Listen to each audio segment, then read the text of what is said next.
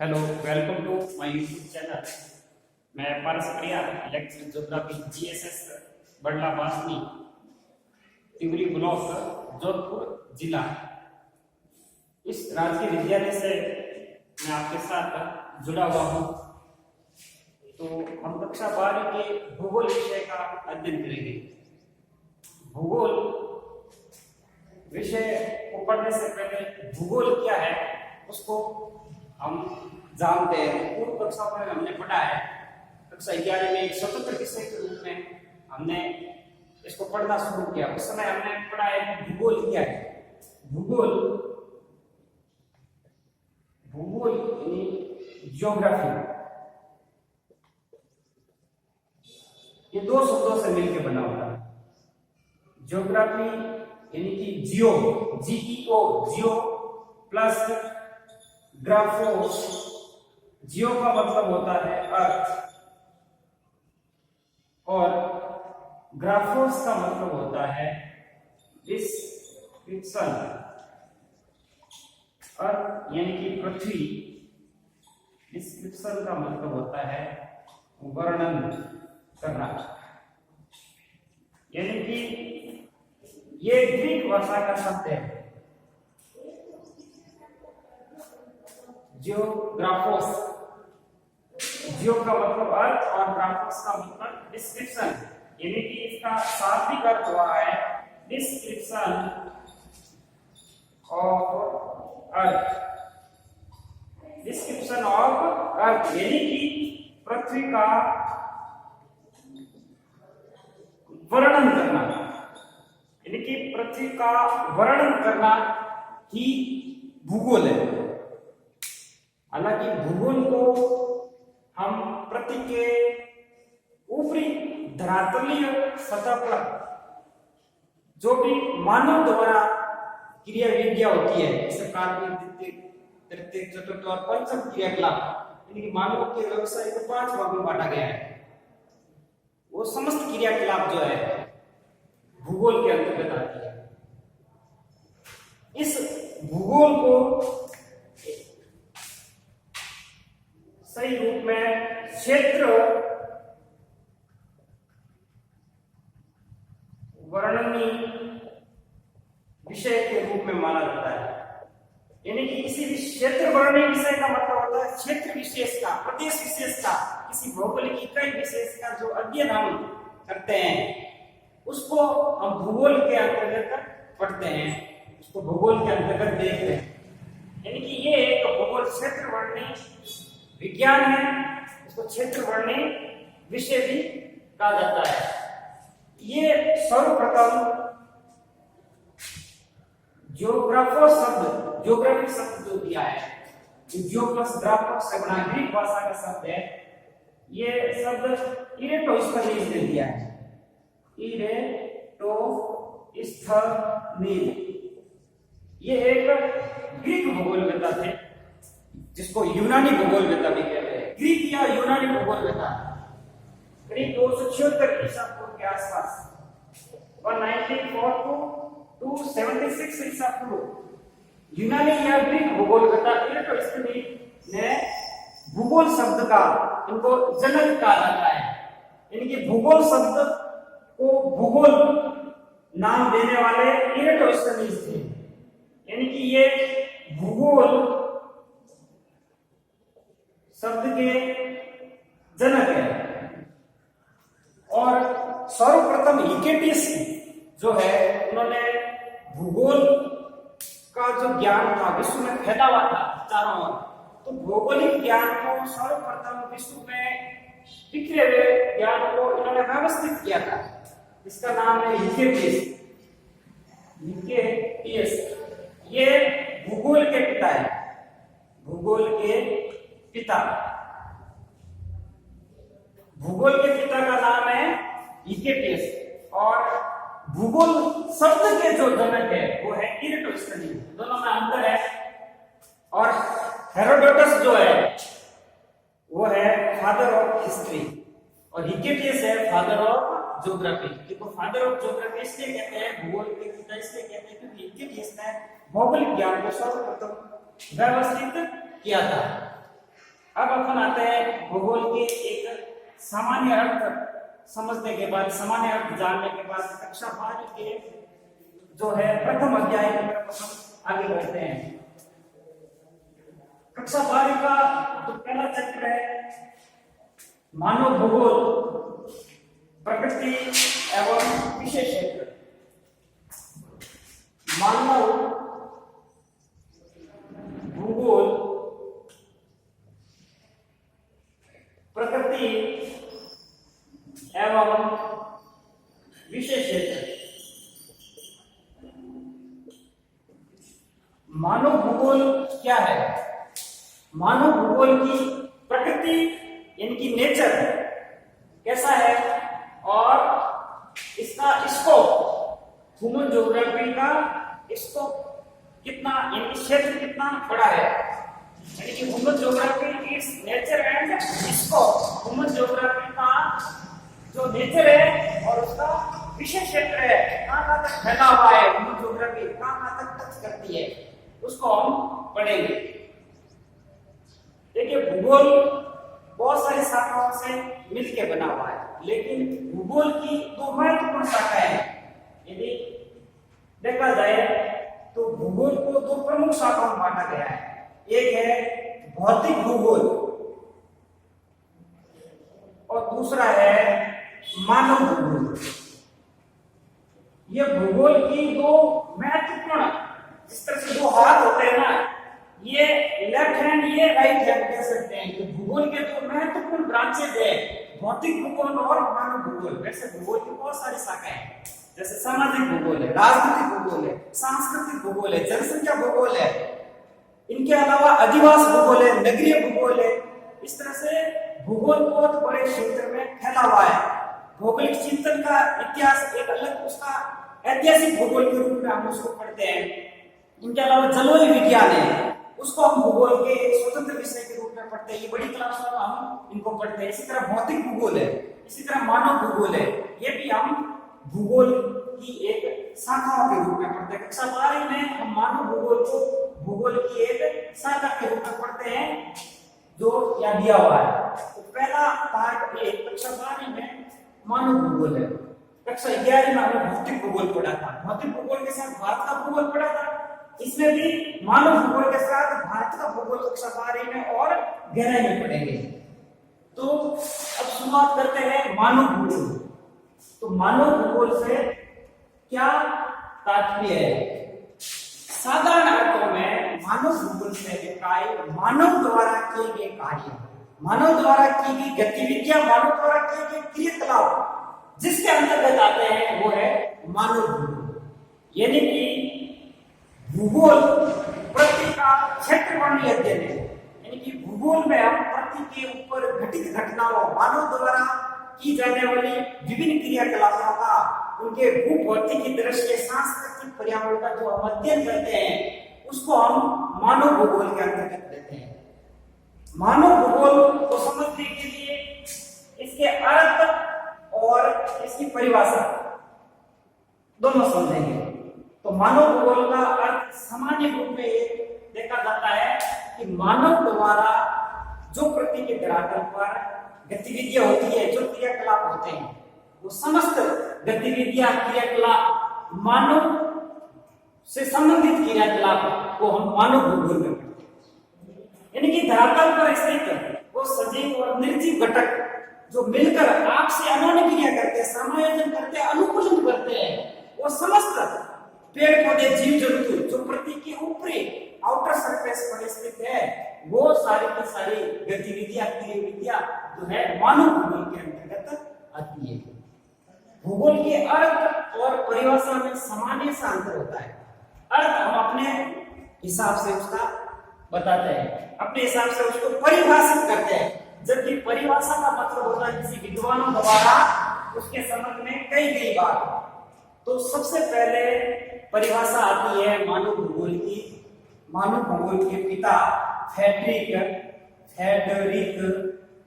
Ratzel. Frederick Ratzel को मानव भूगोल का पिता कहते हैं। एक बार प्रश्न आया था, who is father of human geography? कि मानव भूगोल के पिता कौन है। ये फेवरेट क्वेश्चन है जो माध्यमिक शिक्षा बोर्ड अजमेर पूछता रहता है, या इन्होंने कौन सी पुस्तक लिखी है, या इनके द्वारा दी गई परिभाषा कौन सी है। तो फ्रेडरिक रेडजेल है, इन्होंने मानव भूगोल की परिभाषा दी है।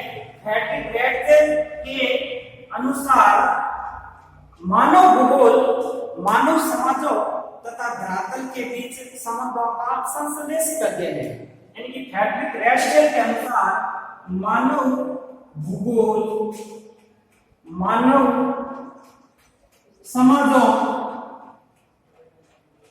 व धरातल के बीच संबंधों का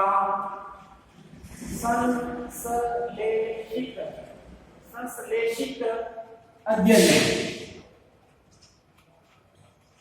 यानी कि फ्रेडरिक रेडजेल ने कहा है कि मानव भूगोल क्या है, कि मानव भूगोल मानव समाजों, यानी कि मानव जो पृथ्वी के धरातल पर रह रहे हैं और उनके बीच जो विभिन्न मानव समुदाय है उनके बीच आपसी जो कोएलिशन है, समायोजन अनुकूलन जो उनके बीच होता है पारस्परिक, वो ही मानव भूगोल है।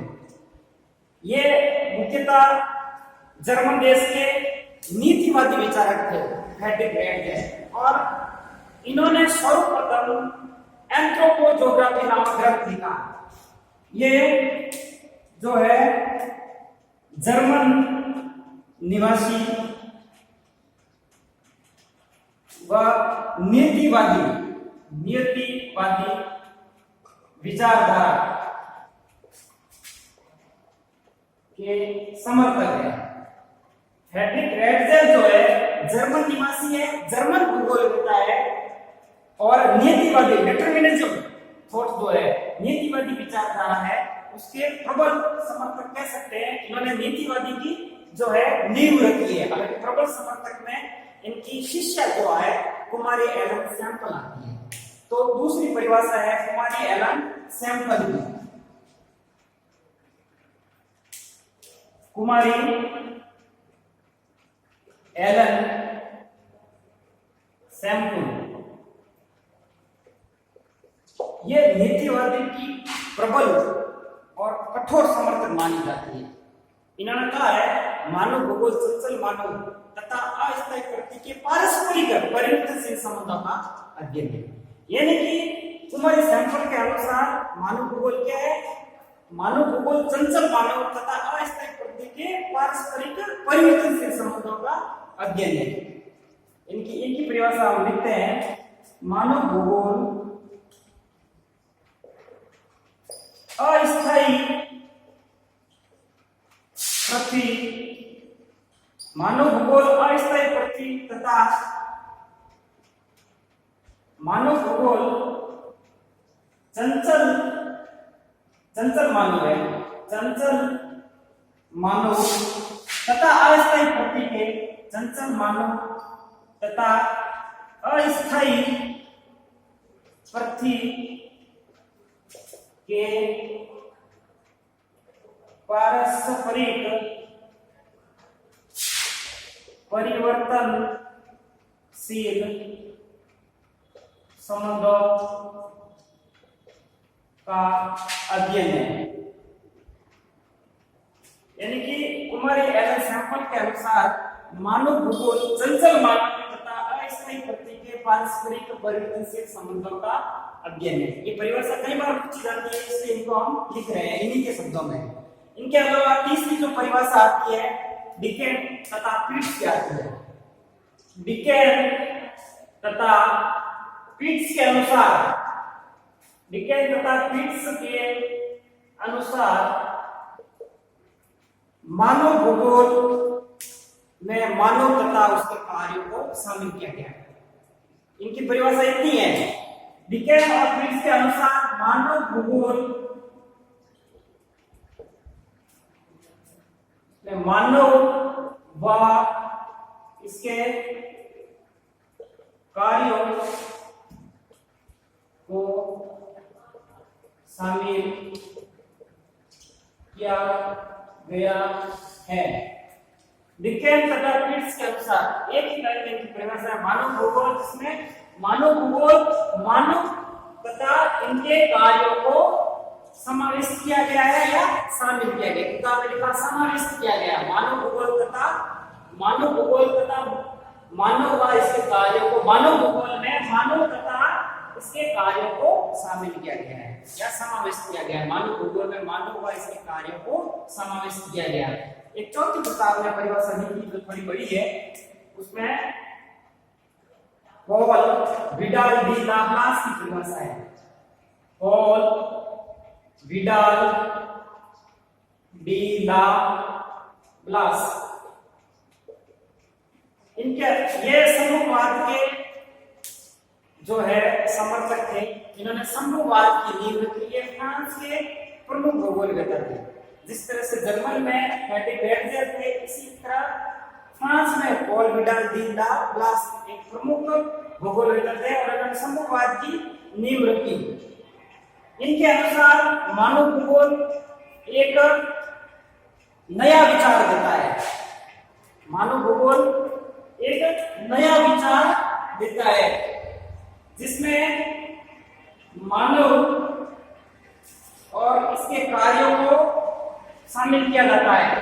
यानी कि इन्होंने भी मानव तथा इसके धरातल के बीच संबंधों का जो है एक पार्थिव एकता का जो है बात इन्होंने की गई है कि पूरे पृथ्वी पर जो मानवीय क्रियाकलाप है वो पार्थिव एकता से जुड़े हुए होते हैं, एकरूपता से जुड़े हुए होते हैं। तो इस तरह से चार परिभाषा है। फ्रेडरिक हेर्त्ज़, कुमारी एलन सैम्पल, डिकेन तथा पीट्स तथा पॉल विडाल डी लाप्लास। यानी कि मानव भूगोल का सामान्य रूप में इसकी अर्थ और परिभाषा में हमने ये देखा है। अब है मानव भूगोल की प्रकृति। अगला टॉपिक है मानव भूगोल की प्रकृति, नेचर ऑफ ह्यूमन ज्योग्राफी। जिस तरह से कीमतों का संबंध अर्थशास्त्र से होता है, चट्टानों का संबंध भूगर्भ शास्त्र से होता है और जीव जंतु यानी कि पेड़ पौधा का संबंध जो होता है वनस्पति शास्त्र से होता है, इसी तरह भूगोल में जो है स्थान का मतलब होता है प्लेस का संबंध भूगोल से होता है और भूगोल में कब, कहां और क्यों जैसे प्रश्न जो किए जाते हैं किसी स्थान विशेष को ध्यान में रखते हुए किया जाता है। यानी कि मानव भूगोल की प्रकृति में जिस स्थान पर जो मानव रहता है उस मानव को मानव भूगोल की प्रकृति में यानी कि फोकस किस पर है, मानव पर है। यानी कि मानव भूगोल की प्रकृति में मानव केंद्र में है और इस मानव को केंद्र में रखते हुए कब, कहां और क्यों जैसे प्रश्न मानव से संबंधित किए जाते हैं। यानी कि किसी स्थान विशेष पर मानव का जो विकास है उसकी विभिन्न गत्यात्मक जो क्रिया विद्या होती है, जो भी क्रियाकलाप करता है वो सब मानव से संबंधित, मानव को ध्यान में रखते हुए देखा जाता है। यानी कि इसमें मानव भूगोल में मानव को केंद्र बिंदु माना गया है, अर्थात प्रकृति में मानवीय क्रियाकलाप को केंद्र बिंदु माना गया है। मानवीय क्रियाकलाप का विकास कब, कहां और कैसे हुआ है, प्रश्नों के भौगोलिक दृष्टिकोण से प्रस्तुत करना मानव भूगोल की प्रकृति में आता है। अब है मानव भूगोल का विशेष क्षेत्र। तो मानव भूगोल के विशेष क्षेत्रों को 6 भागों में बांटा गया है। पहला है जनसंख्या या जनता। मानव भूगोल के विशेष क्षेत्र में जनसंख्या या जनता,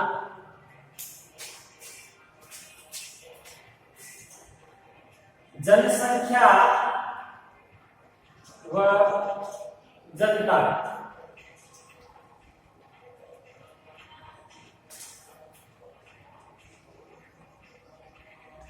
दूसरा है प्रदेश के प्राकृतिक संसाधन, प्रदेश के प्राकृतिक संसाधन मानव भूगोल के विशेष क्षेत्र में। तीसरा है सांस्कृतिक वातावरण, सांस्कृतिक वातावरण। जो सांस्कृतिक वातावरण होता है वो भी मानव भूगोल के विशेष क्षेत्र के रूप में हम पढ़ते हैं। फिर है नियोजन तथा प्रादेशिक संगठन, नियोजन तथा प्रादेशिक संगठन। फिर है कालिक अनुक्रम, कालिक अनुक्रम।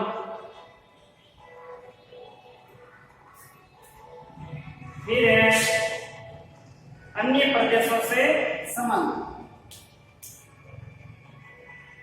अन्य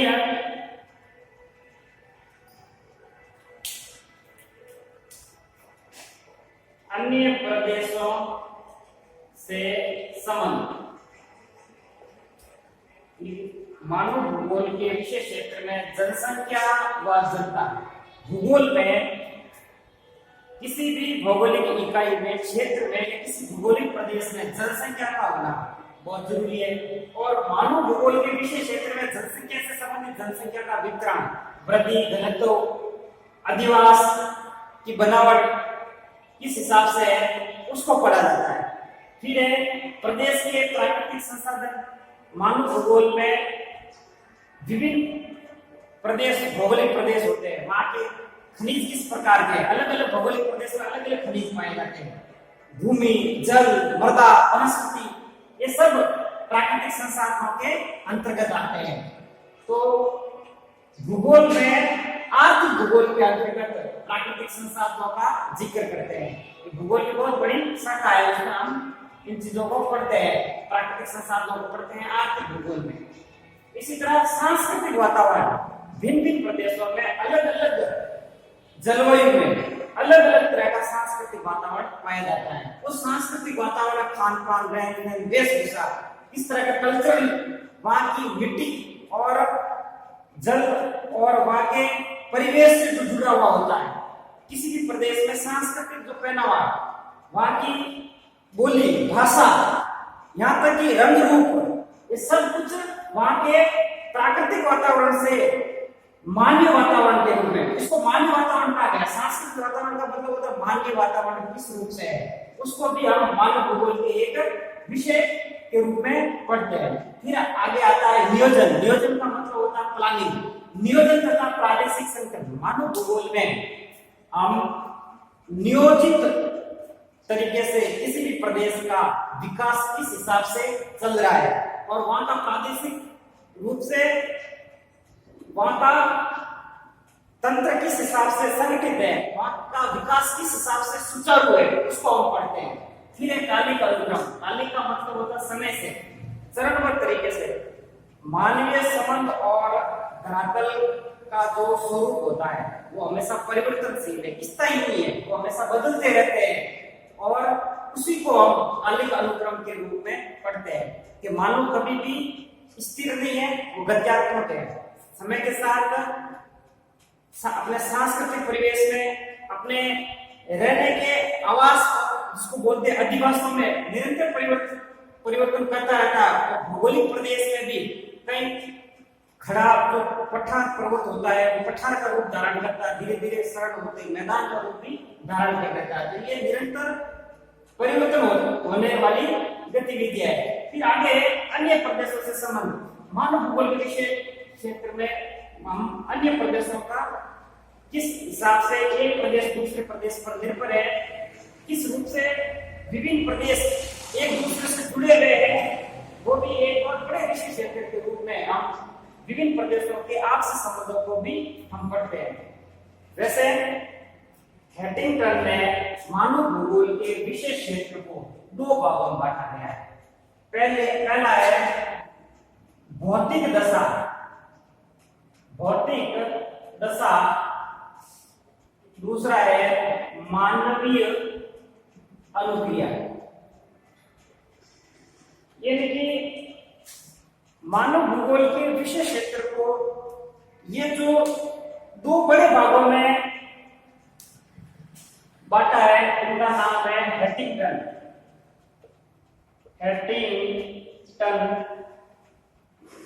ये भी इनको भौतिक दशा और मान्य अनुक्रिया के रूप में वर्णन करते हैं, लेकिन सामान्य रूप में यदि देखा जाए तो मानव भूगोल के विशेष क्षेत्रों को 6 बड़े भागों में बांटा गया है। तो एक बड़ा प्रश्न इससे बनता है, मानव भूगोल को कितने विशेष क्षेत्रों में बांटा गया है। अब आता है मानव भूगोल का विकास। मानव भूगोल के विकास को 3 भागों में बांटा गया है। पहला है मानव भूगोल का विकास। सर्वप्रथम मानव भूगोल के विकास को इधर देखें तो प्राचीन काल में मानव भूगोल का विकास इस हिसाब से हुआ। फिर है मध्यकाल में मानव भूगोल का विकास इस हिसाब से हुआ। फिर आज के समय में आते हैं आधुनिक काल में। आधुनिक काल में मानव भूगोल का विकास कैसे हुआ?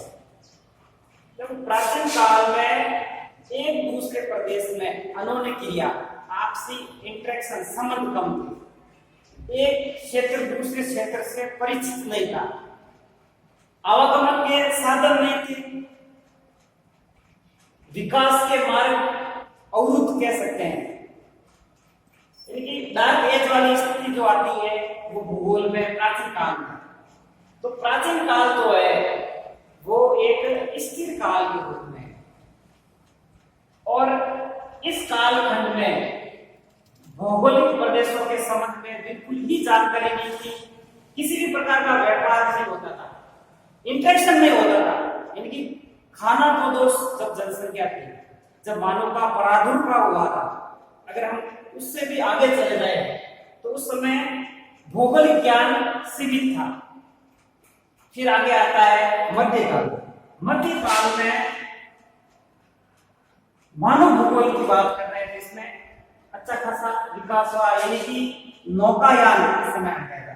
नौकायान के साधन है, पारस्परिक एक प्रदेश से दूसरे प्रदेश, एक प्रदेश से दूसरे प्रदेश के बीच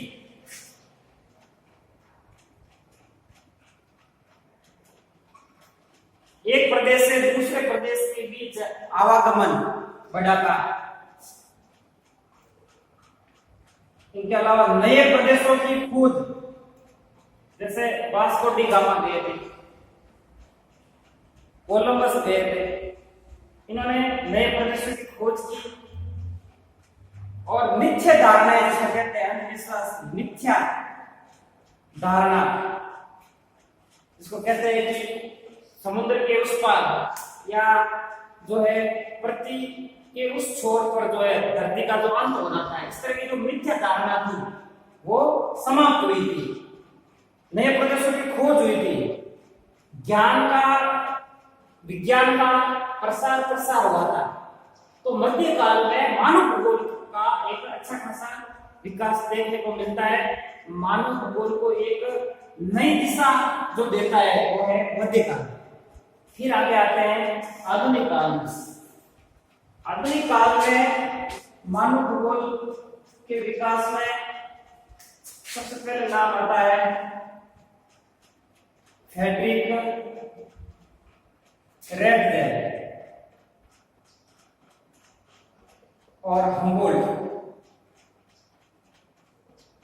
फ्रेडरिक रेडजेल और हम्बोल्ट आधुनिक मानव भूगोल के संस्थापक माने जाते हैं। फ्रेडरिक रेडजेल जिन्होंने नीतिवाद, डिटरमिनिज्म की विचारधारा रखी, और हम्बोल्ट, और इसमें इनके साथ आते हैं न्यूटन। यानी कि आधुनिक मानव भूगोल में जो है हम्बोल्ट और रिटर इनको हम पढ़ते हैं। ये फैटिग्रेड नीतिवाद के, जबकि हम्बोल्ट और रिटर इसमें फैटिग्रेड भी आते हैं। ये आधुनिक कालखंड के प्रमुख भूगोल बताते हैं। इन्होंने मानव भूगोल से संबंधित एक नई दिशा देने का काम किया है। इस कालखंड में तीसरी विचारधारा जो उभर कर आती है वो नव नीतिवाद है। अगर भौगोलिक विचारधारा की बात की जाए तो आधुनिक कालखंड में आती है भौगोलिक विचारधारा, जिसमें तीन प्रमुख विचारधारा आती है। पहली है नीतिवाद, दूसरी है संभववाद, तीसरी है नव नीतिवाद। तो जो नीतिवाद विचारधारा है जिसको अभी हमने पढ़ा है फैटिग्रेड विचारधारा, और ये जर्मन देश के भूगोल बताते हैं। नीतिवाद की विचारधारा का जन्म जर्मन से हुआ है। संभववाद की विचारधारा का जन्म फ्रांस से हुआ है, और नवनीतिवादी विचारधारा जो है ये ग्रिफिथ टेलर थे। ये ऑस्ट्रेलियाई भूगोल विद्यालय, ऑस्ट्रेलियाई भूगोल विद्यालय जो अमेरिका में निवास करते हैं। मतलब इनको कई जगह अमेरिका के भूगोल होता है उसमें भी किया जाता है, लेकिन मूल रूप से ऑस्ट्रेलियाई भूगोल होता है। ऑस्ट्रेलिया में इनका जन्म हुआ था और इनकी जो है गिनती अमेरिका के भूगोलविद्या में की जाती है। तो नीतिवादी विचारधारा का मतलब है कि प्रकृति जो है वो सर्वोपरि है और मानव जो है प्रकृति के सामने कम शक्तिशाली है। यानी कि प्रकृति इज ग्रेटर देन मानव।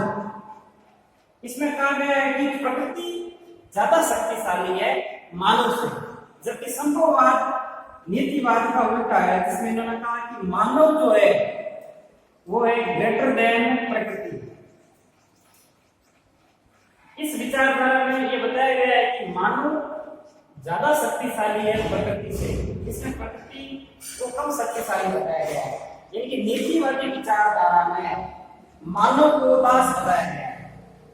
इसमें कहा गया है कि मानव प्रकृति का दास है। नीतिवादी